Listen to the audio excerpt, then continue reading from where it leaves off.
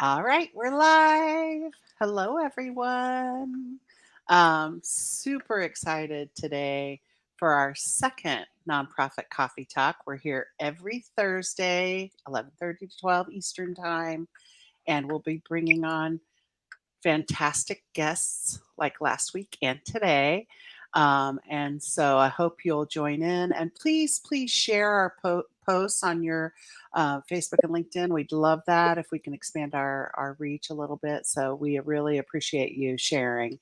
Um, so, to introduce all of us, I'll start. Nonprofit leaders are superheroes who are tasked with the world's most difficult problems, and that's improving lives in our communities with little support and a shoestring budget, usually. I'm Libby V, nonprofit champion and founder and CEO of Libby V and Associates. We help nonprofit leaders grow their superpowers to achieve their mission and purpose through visioning, theory of change work, leadership coaching, fundraising support, organizational and board development. Our nonprofit leader clients successfully raise more money, achieve stronger impact, and greatly improve the lives of the people they serve. So, here's why I started Nonprofit Coffee Talk. Not all nonprofits can afford to hire a consultant. So, I wanted to be able to reach as many people as possible and provide some great content and helpful information, and I hope you find it useful. Um, Also, we'd love to hear if you have a suggestion for a topic that you would like us to cover. So feel free to put that in chat on Facebook or LinkedIn, and we will follow up with that. Appreciate it. So, first, I want to introduce my associate, Ariel Dotson, who's a project manager for Libby V and Associates, and a darn good one at that. And I'm going to let her introduce herself and tell you a little bit about her. Thank you, Libby. So I think the first time we actually connected was when you and Bethany were doing the nonprofit coffee talk a few years ago, and the two of you had invited me on as a guest. Yes. But I am one of the co-founders and the executive director of Core Legacy. So Core Legacy is a nonprofit in Columbus, Ohio that focuses on educating and empowering young men and women who've experienced childhood trauma. So I'm very excited to hear what Sandra has to say today, because we are strong believers that the people on our board need to feel connected to the mission, and a lot of them um, have childhood trauma and are working through it currently while serving on a nonprofit board.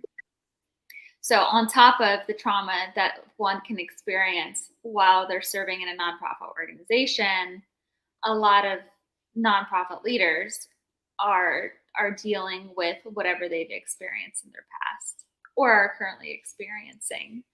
So, with that, I'm so excited to be here and be on this journey with Libby. I love working with nonprofit leaders and learning about what they're doing.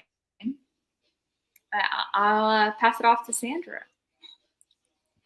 And before we do that, can I just take a second to say that I should have said our topic is the impact of trauma with providing nonprofit services in my intro. I'm super excited about that. And I am thrilled to introduce our guest, Sandra D. Um, and Sandra and I go way back, 20 years or so as colleagues and friends. And I'm just thrilled to have her here today. So, a little bit about Sandra. Sandra D is the strategic impact coach that accelerates results through strategic planning, courageous action, and proven results. She supports nonprofits and community leaders serving trauma impacted communities, including nonprofit, social services, and philanthropic businesses. Her expertise is in leveraging existing resources for optimal success in three key areas: project management, she's expert at that, program evaluation, kills it, and grants administration. And takes a very strategic approach to that, which is incredible. Sandra has a strong commitment for creating thriving families, business, and communities specifically related to health education and economic equity. So, with that, I'm going to turn it over to you. Libby, I think we've discussed, the importance of creating a social media platform to engage in thought and nonprofit leaders for so long now. And so I would like to begin by saying thank you, my friend, for creating this space because I know it will add tremendous value. I cannot wait to see how this grows and expands and how many people are helped as a result of this. Through our work together, we understand just how necessary it is to not only understand what's needed, but having the courage to then take action to be in this space where you're providing those tools. So, thank you for allowing me to join you in this powerful conversation, Ariel. And I am so amazed at the work you're doing. We're going to become really great friends too. I could just see it because it sounds like we are we care a lot about very similar things. And so, congratulations, Libby, Ariel, and thank you for allowing me to be one of the very first guests to join you on Coffee Talk. And so, I'm looking forward to the conversation today. And thank you for the amazing introduction, Libby. Oh gosh. I could go on and on about you, but we only have 30 minutes today. So, um, so Sandra, I'm really curious, and you know, what drew you to this topic of trauma? Libby, it started almost 20 years ago, and it's the its origins, but it has expanded as I've engaged in various communities, providing support with helping them to accelerate their growth and impact, and being privileged to go into different communities and hearing some of the same themes over and over again. But more importantly, seeing the discrepancies in the gaps that still exist.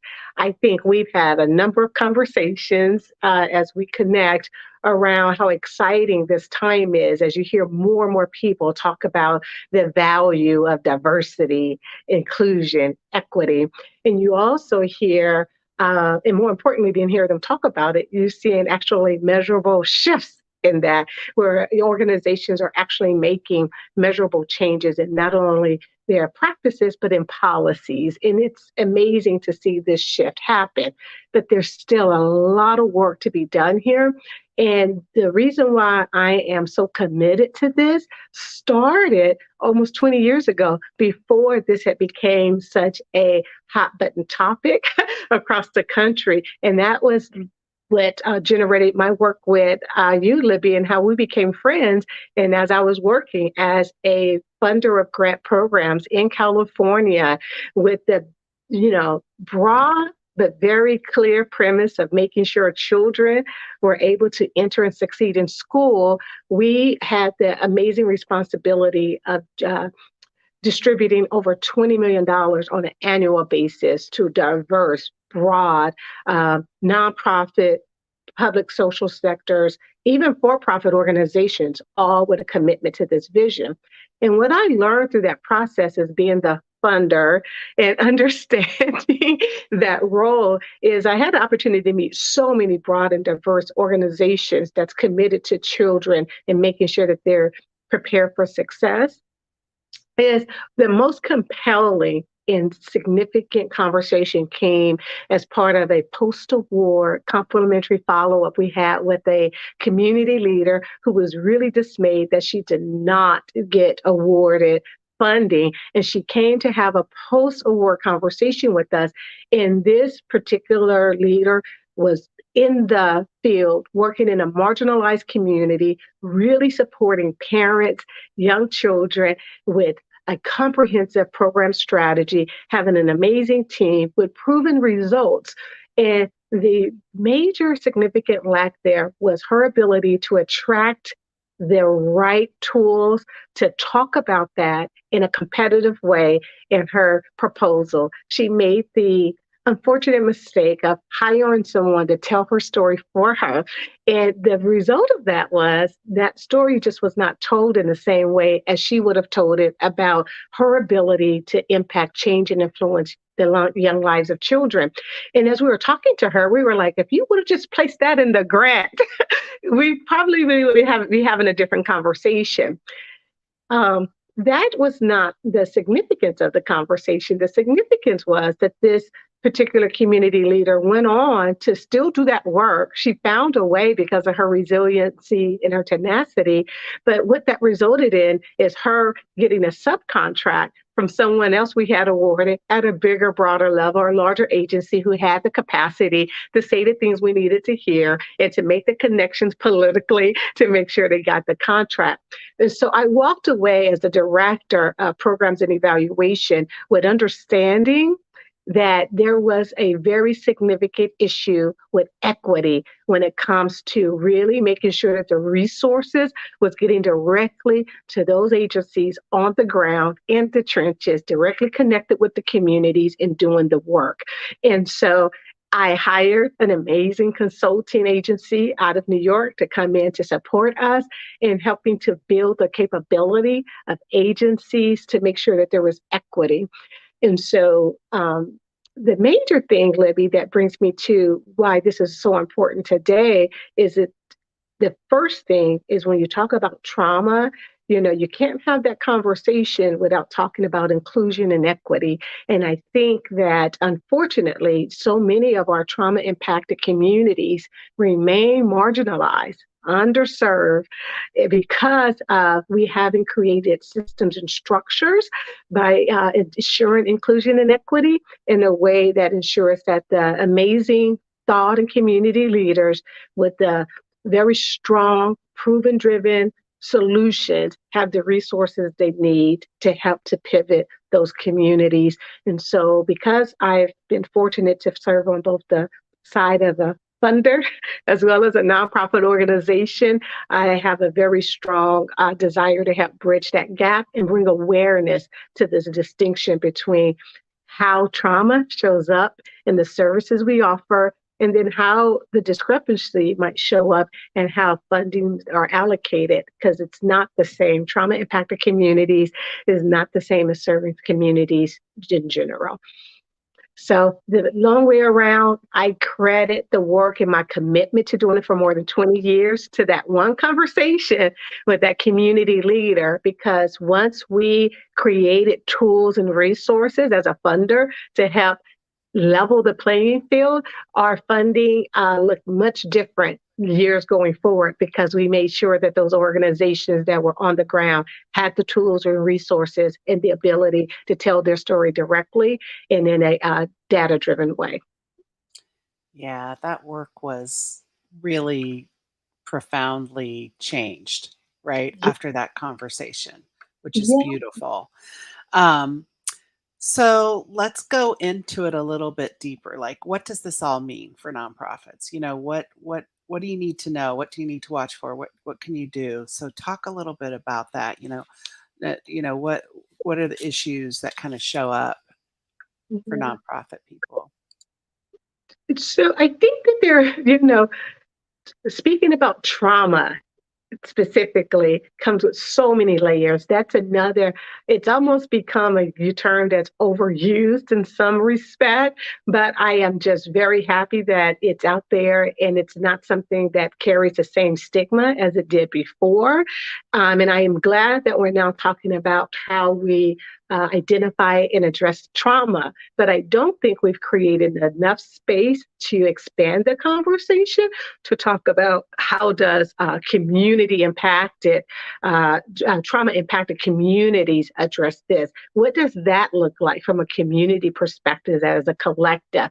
Most of the conversation is around childhood trauma and how that may show up, or how that might continue to be identified as an adult. And I am very interested in expanding that conversation to talk about community-based trauma, because in our work, Libby, what we found is that there are distinctive differences in how you might identify, develop, and provide services when you recognize that you are serving a community that are just not in need of just services like food, housing, jobs, but they are really dealing with structural and systemic challenges that has, been in place for years. And so I think recognizing that, creating strategies to address that becomes one of the critical necessities for sustained change for nonprofits.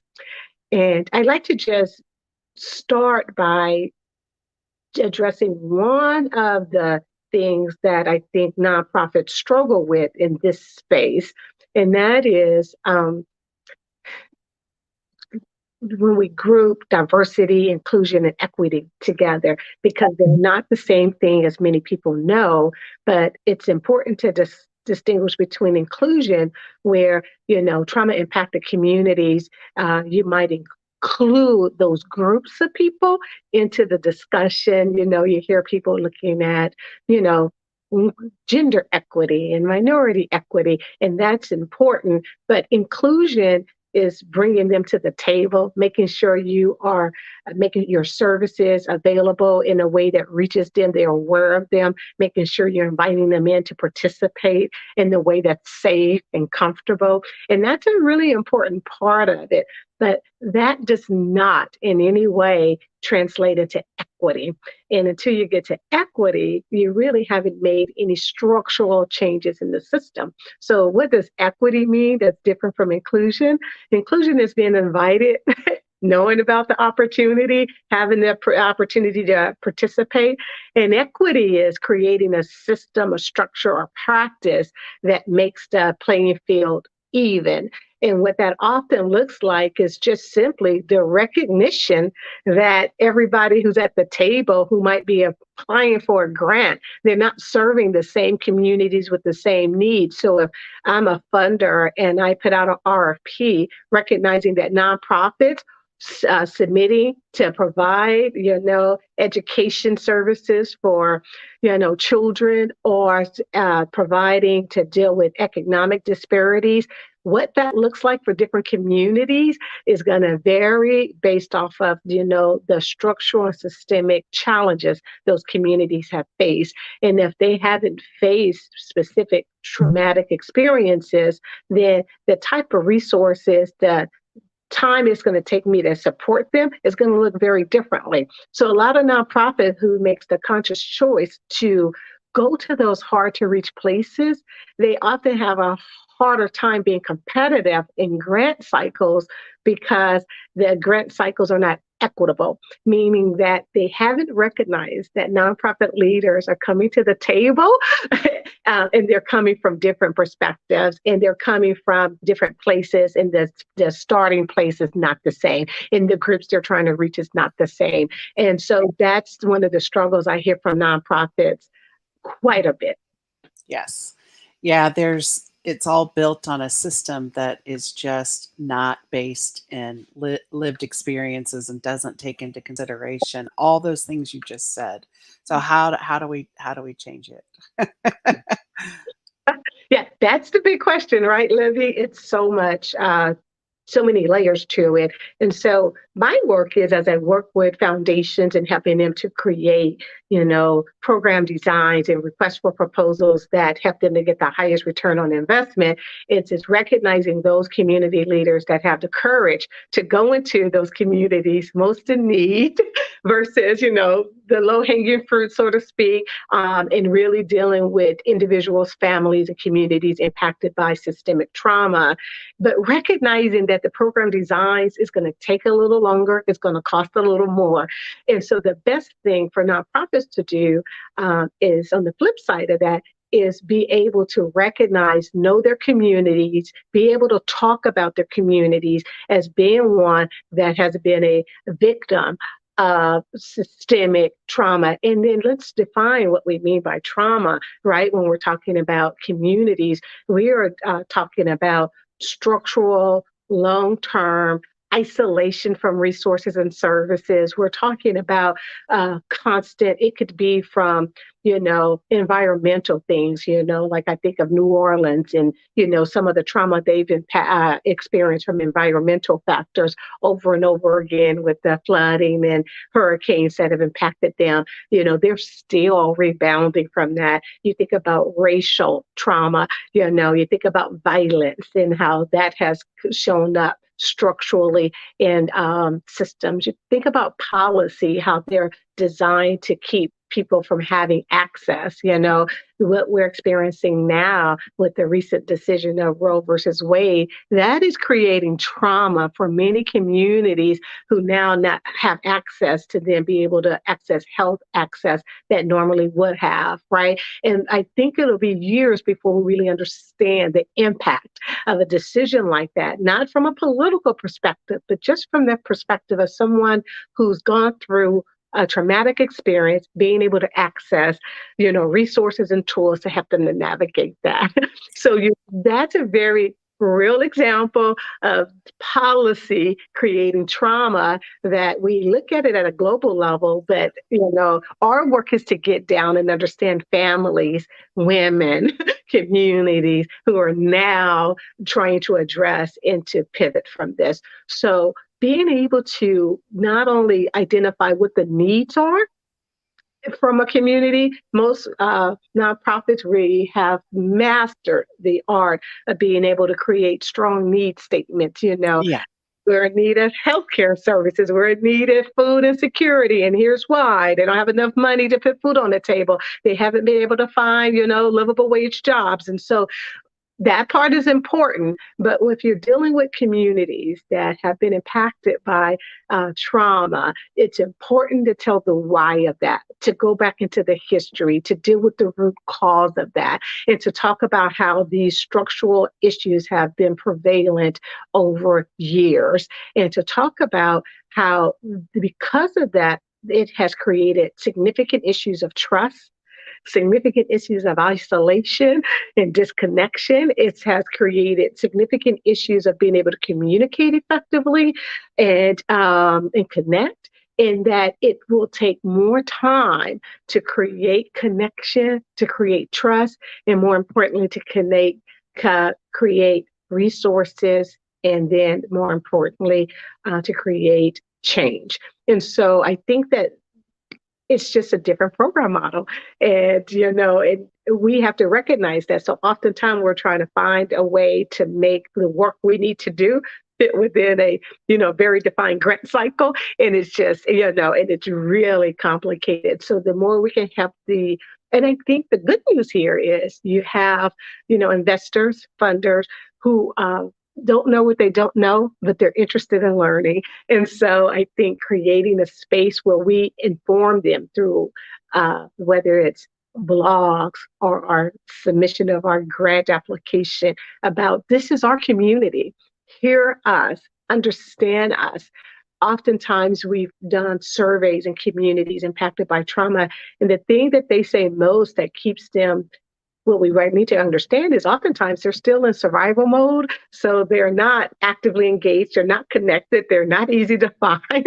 So when you find them, create that relationship is tough. But one of the things that keep them connected is because they hear how their leaders, political community leaders, refer to them and talk about them, on the news. It's not something they can relate to. They often talk about the symptoms of their trauma versus the impact of their trauma and why it's showing up. And they lose the ability to understand, and that's such a significant component to it. So the first part is understanding it so you can communicate that to the decision makers who can give you resources. The second part is understanding so you can shift your language and how you reach out and communicate, and the story you tell around the services you're offering and the why you're offering it.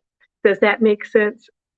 Yeah, if I could just interject too, I love what you're saying. And, you know, we also have to prove that we're actually going to do something, because communities that these communities that we're talking about, they've heard it over and over and over and over. They've heard a lot of lip surface about what's going to happen and how we value them and stuff, but little action, little has changed, if anything. And in some places it's gotten worse. And so trust is a big issue. And, change happens at the speed of trust, right? So we have to do better. We have to start changing how we're approaching, and so this is great, because what has happened is, oh, come to this focus group and tell us about your stuff, tell us everything, but then nothing happens, nothing changes. So I think that's such a good point, Libby. And I think that one of the key hallmarks to really creating a,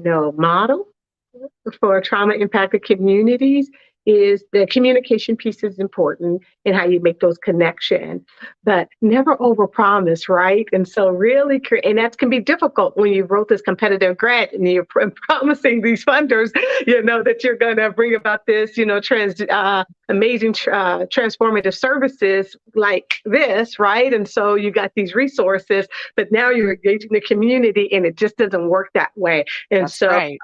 so that's an important piece is not over promising to No. the community or to your funder. And that's why telling that story is so important. But then another significant component to it is including them in being the hero of their own story, understanding the Yes. power, the resiliency, and the resources they have, and make them a part of the change you're creating versus we're doing this for you versus Yes. we're doing Well, this we're for doing it to you. We're you. doing, like to you, that we've done a lot of that. We have to wrap up real quick, but Mhm. I also wanted to say also what can work is investing in community leaders to make to help make that change, right? That we invest in them because they're really the only ones who can, actually make the very the right change happen in their communities. They're the ones that know so if you could take like 30 seconds to just address that and then we've got to wrap up. Yes. So I think that those investments are important. The challenge there is oftentimes, getting them out of that survivor mode, So in order to do that, it's not just offering like skill-based training, it's about offering therapy and healing services. I think that that healing component is critical to then pivot to then they can be tools of change agents for their communities. But that goes to representation, and there's no powerful opportunity to bring about change than to build it from within versus outside because they know it can relate to the experience. So many layers to this work, but I think so much work needs to be done with in, expanding the conversation around inclusion, equity related to trauma impacted communities and the work that's needed there and that we still have room to do. Thank you. This was amazing, incredible. Thank you for being here today. It's such a worthy topic and a lot of work to be done around it. I have a Are question. there any questions? Yeah. So there's no questions on live, but if there's one thing you want our listeners to take from this conversation, what would it be? Because we talked about a lot today from the funder's perspective and the nonprofit leader's perspective. But for everybody listening in, what's the one takeaway? If they only remember one thing, what would it be? It would be that oftentimes we are guided or interested in this work because we ourselves or know someone that have experienced some form of trauma. So recognizing that and then recognizing that that is a powerful catalyst to bring about transformation. So trust your experience, trust your knowledge, and trust your ability to be a part of the change that you're hoping to see. Yeah. I love that because nonprofit leaders, they struggle with imposter syndrome because of what they've experienced. Mhm. A lot of them believe that who are they to be doing this work after everything that they've been through? Yeah. That's exactly why they need to be doing Yeah. Mhm. Mhm. and, and, That's and have the courage to bring that voice to the table. I think that we are shifting where we're creating space for that. Oftentimes, there has not been space for that. I've been guilty of that, where I've kept my own personal experiences private because I didn't want the stigma or the judgment. So I do think we're making that shift where people can have safe spaces to create, and people are not only creating a safe space, but they're understanding the power of someone's experience with being able to be a catalyst for change. yeah. it. That's what I love to hear. I'm all about like sharing your story and owning it and just breaking that stigma. Yes. It takes It's courage, doesn't it, Ariel? It really does. mhm. Yeah, it's scary. It's scary. Yeah. But you know what? the people who want to listen will listen. Mhm. And that's all that matters. Mhm. And the more we tell our stories, the more normalized it becomes, and it's, socially acceptable. We're all traumatized to a certain degree. It varies, and some people much more than others, but we're all here. So thank you both so much. This was fantastic. Thanks everybody for tuning in. We hope to see you next week and the weeks after. So looking forward to it. Watch for our announcement about our next guest. Thank you, Libby, for having me. Bye, everyone.